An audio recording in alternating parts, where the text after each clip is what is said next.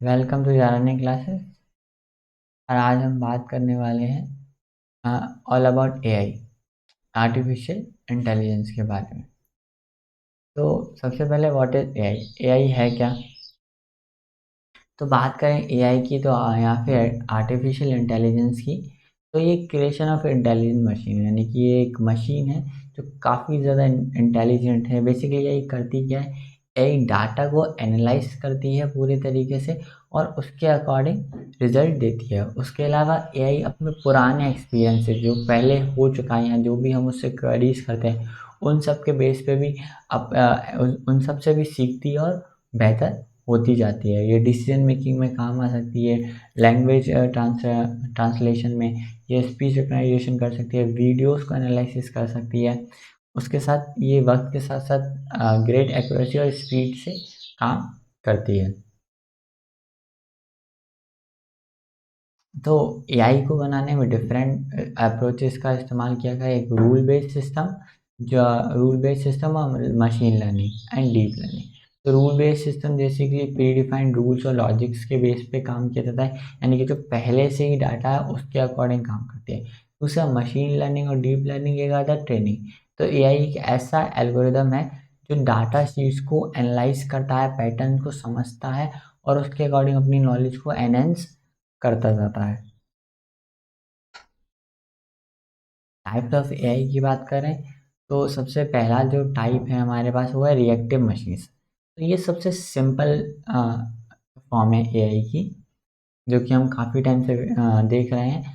ये बेसिकली अपनी मेमोरी से कुछ सीख नहीं सकता, यानी कि पुराने एक्सपीरियंस से कुछ लर्न नहीं कर सकता। या स्पेलिंग प्रोग्राम्स और वॉइस एक्टिवेटेड असिस्टेंट्स लाइक सिरी। तो बेसिकली क्या, ये पास्ट से अपने एक्सपीरियंस से उतना ज़्यादा ऑटोमेटिक नहीं सीख सकते। उसके बाद आते हैं limited memory of AI. This systems can learn, ये बेसिकली आसानी से अपने पास्ट एक्सपीरियंस से सीख सकते हैं, अपनी नॉलेज को एनहेंस कर सकते हैं। और इनका जो इस्तेमाल होता है वो सेल्फ ड्राइविंग कार्स में, फ्रॉड डिटेक्शंस में किया जाता है, क्योंकि बेसिकली ये क्या करते हैं कि पुराने एक्सपीरियंस से सीखते हैं और बेहतर परफॉर्मेंस देते हैं।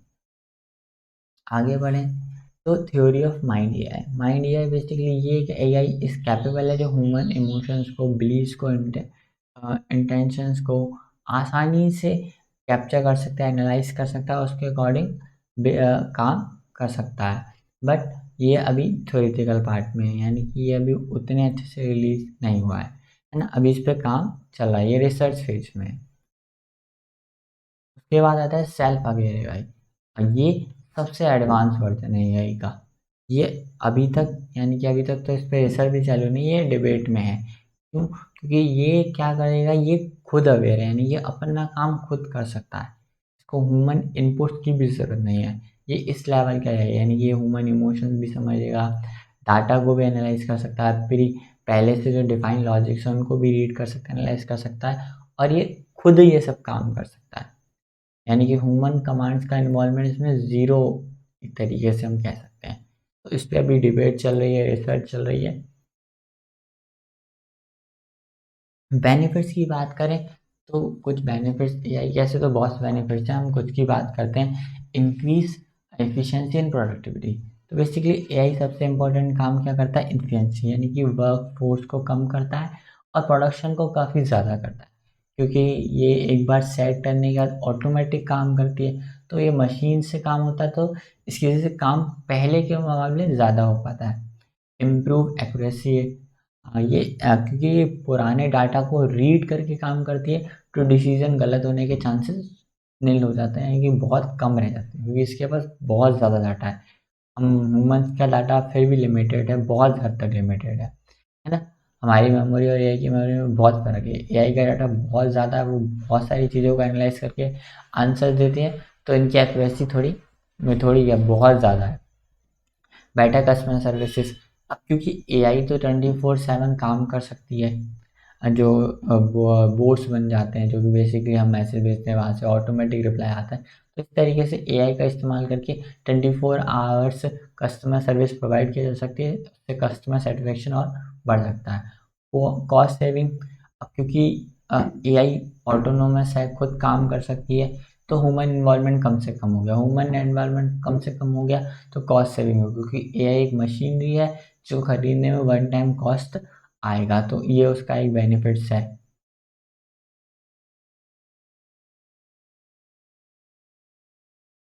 NH health care. अब हेल्थ केयर में क्योंकि एआई डाटा को ज़्यादा अच्छे से रीड कर सकता है, ज़्यादा अच्छे से डायग्नोस कर सकता है, तो वो बीमारियों को डायग्नोस करने में भी बहुत बेहतरीन तरीके से काम करेगा। तो एक फ़ायदा इसका ये भी है कि बीमारियों को आसानी से बेहतरीन तरीके से डायग्नोस कर सकता है, क्योंकि हम किसी एक डॉक्टर के पास आते हैं तो उसकी मेमोरी भी लिमिटेड है, वो लिमिटेड चीज़ों को जानता है, बट एआई क्योंकि हम जानते हैं लिमिटेड नहीं है, तो ज़्यादा अच्छे से डायग्नोसिस करके बीमारी की जड़ तक जल्दी पहुँच सकता है। Safer transportation, self driving cars, तो ये इसका एग्जांपल है, क्योंकि ये भी खुद ही सीखेंगी तो एक्सीडेंट के चांसेस कम से कम रह जाएंगे। और इन्वायरमेंट सस्टेनेबिलिटी, क्योंकि एआई डाटा को रीड करता है आसानी से, तो ये बता सकता है कि हमें किस रिसोर्सेज को किस तरीके से कब इस्तेमाल करना है, जिससे कि वो इन्वायरमेंट को भी सस्टेनेबल रख सके।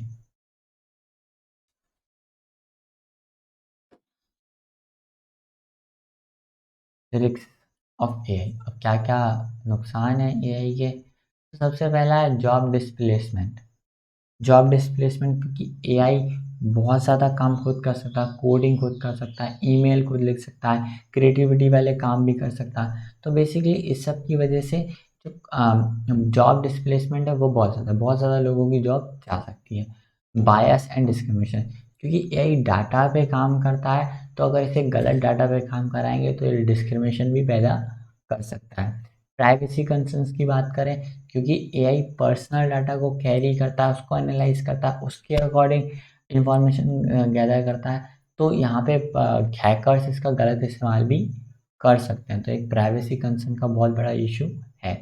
ऑटोनॉमी एंड कंट्रोल, क्योंकि हम जानते हैं जैसे जैसे एआई डेवलप्ड होगा, सेल्फ अवेयर मोड पे आएगा, मोर एडवांस हो जाएगा, तो ऑटोनॉमी है, यानी कि ये खुद ही को खुद कंट्रोल करेगा, तो उस समय हो सकता है कि इसके कुछ नुकसान भी देखिए, ये हम पे ही हावी हो जाए, तो इस तरीके से। और एथिकल कंसिडरेशन, क्योंकि एआई जो डाटा पे काम करता है, तो एथिक्स कहाँ से आएंगे, अब एथिक्स गलत डाटा हो जाएगा, गलत एथिक्स पे काम करेगा, तो ये सारे कुछ रिस्क हैं एआई के, जो बेसिकली बहुत बड़ा कंसर्न कर सकते हैं ह्यूमंस के लिए, ह्यूमंस लाइफ के लिए। एप्लीकेशंस ऑफ एआई की बात करें तो एआई काफ़ी जगह इस्तेमाल हो सकता है, health care, finance, customer services, business operation, इन सब के अलावा बहुत सारी जगह एआई का इस्तेमाल आज के समय में हो रहा है और कंटिन्यूसली चलता आ रहा है। फ्यूचर की बात करें एआई की, तो एआई बहुत जल्दी ग्रो कर रहा है, इनोवेट हो रहा है, और बहुत जल्दी ये बहुत ज़्यादा वैरायटी ऑफ टास्क को करने लगेगा, है ना? उसका पोटेंशियल बहुत ज़्यादा है, तो बहुत जल्दी ये बहुत सारी इंडस्ट्रीज़ को चेंज करने की काबिलियत रखता है। कंक्लूज़न की बात करें तो एआई बहुत अच्छा पोटेंशियल है, ये बहुत सारी इंडस्ट्रीज़ को इम्प्रूव कर सकता है, बट उसके अलावा इसके कुछ रिस्क भी हैं।